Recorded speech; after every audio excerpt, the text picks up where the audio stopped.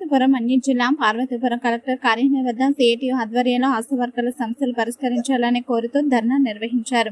గతంలో యూనియన్ నాయకులతో జరిపిన చర్చల్లో కుదిరిన ఒప్పందాల జీవోలను తక్షణమే విడుదల చేయాలని కోరుతూ ఈ సందర్భంగా డిమాండ్ చేశారు. 9 నెలలు కావస్తున్న నేటికి జీవో విడుదల కాకపోవడంతో ఆశా వర్కర్ల ఆందోళనకు గురవుతున్నట్లు సిఐటి నాయకులు తెలిపారు.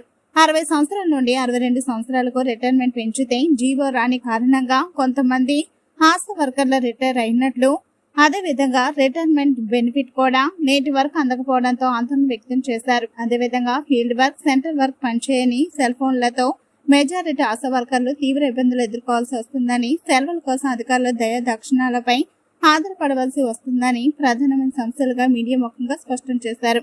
జీవో విడుదల ప్రభుత్వం తక్షణమే చేయకపోతే తమ పోరాటం ప్రజా సంఘాల ఆధ్వర్యంలో మరింత ఉధృతం చేస్తామని ప్రభుత్వానికి తెలియజేశారు.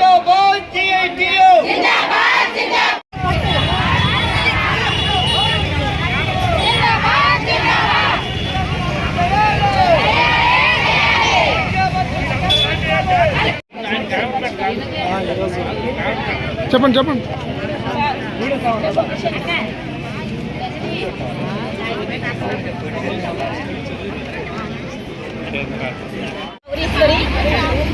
ఆశా వర్కరు జిల్లా అధ్యక్షురాలు.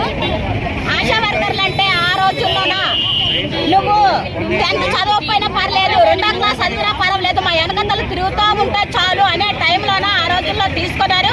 ఈ రోజు ఏఎన్ఎం ఎంత వర్క్ చేస్తుందో అంతకన్నా ఎక్కువ వర్క్ ఆశా వర్కర్లు అప్పచెప్పడం కూడా ఇది కరెక్ట్ కాదు. ఎన్నో డిమాండ్స్ పెడుతున్నాం, ఇది కూడా మనకి స్పందించడం లేదు. ప్రతి ఒక్కటి కూడా మేము డిమాండ్స్ లో పెడుతున్నాం. అలానే 3 నెలలకు ఒకసారి జాయింట్ మీటింగ్ డివిడెంట్ ఆఫీస్ మేడంతో సార్లతో జాయింట్ మీటింగ్ పెడుతున్నారు. కానీ ఆ పెట్టిన రోజే వింటున్నారు, అది చివరి వరకు కూడా కొనసాగించడం లేదు. ఎప్పుడులాగా మేము క్యారేజీలు మోసుకుంటూ ఈ వ్యాక్సినేషన్ బాక్సులు తెచ్చు వెళ్తూ ఎంత సాధ్యాలు అవుతున్నాయి అనేది ప్రభుత్వానికి తెలిసినా సరే అసలు పట్టించుకోవడం లేదు. మాకు 10,000 వేతనమే అంటున్నారు, కానీ పిహెచ్లకి నెల వచ్చేసరికి 7-8 సార్లు పిలుస్తున్నారు. ఈ బాక్సులు అదే వ్యాక్సిన్ బాక్సులు మోసేసరికి వీటికి కూడా మేము రానుపోయి ఒక 400-500 వరకే అవుతుంది. అది ఏఎన్ఎంస్ లో హెల్త్ అసిస్టెంట్ డ్యూటీలో మాకు అప్పచెప్పడం అది కరెక్ట్ కాదు. తర్వాత కొన్ని పిహెచ్ఎల్ అంతా కూడా యూపీహెచ్ఎల్ అంతా కూడా రాత్రిపూట నైట్ డ్యూటీలు వేయడము ఇది కరెక్ట్ కాదు. నైట్ డ్యూటీలు అంటే ఇక్కడ ఆశా వర్కర్ ని ఎక్కడో సీతం పెట్టలేయడము, ఈ ఫీల్డ్ లో ఉన్న ఆ గర్భిణీ లేట్ అవ్వాలి, ఆ ప్రజలు లేట్ అవ్వాలి, మేము వెళ్ళి అక్కడ నైట్ డ్యూటీలు చేస్తే అది మా నైట్ డ్యూటీలే అని కాదు. మేము చేయవలసింది 24 గంటలు డ్యూటీ అంటున్నారు, కానీ మేము ప్రజల మధ్యలో ఉండాలి. మాకు ఎక్కడికో తీసుకెళ్లి నైట్ డ్యూటీలు చేయండి అంటే చాలా మహిళలు ఇబ్బంది పడుతున్నారు, మా ఆశా వర్కర్లు ఇబ్బంది పడుతున్నారు. తర్వాత ఏంటంటే ఈ వ్యాక్సినేషన్ బాక్సులకి చాలా వరకు ఖర్చులు అవుతున్నాయి. వాటి గురించి కూడా మేము మాట్లాడాము. 3 నెలలకు ఒకసారి మీటింగులు అంటున్నారు, వాటి గురించి మాట్లాడితే కింద స్థాయి వరకు వెళ్ళడం లేదు. పిహెచ్ఎల్ అంట ఈ రూములు తెడిపించడం, బోధు తెడిపించడము, ఈ పట్లు కొట్టించడము, తర్వాత ఈ పిహెచ్ఎల్ మేము తిరగబడితే మాకన్నా చిన్న ఉద్యోగస్తులు మీరే చెయ్యాలి అనే లెక్కల్లోనే కూడా పై అధికారులు మాట్లాడుతున్నారు.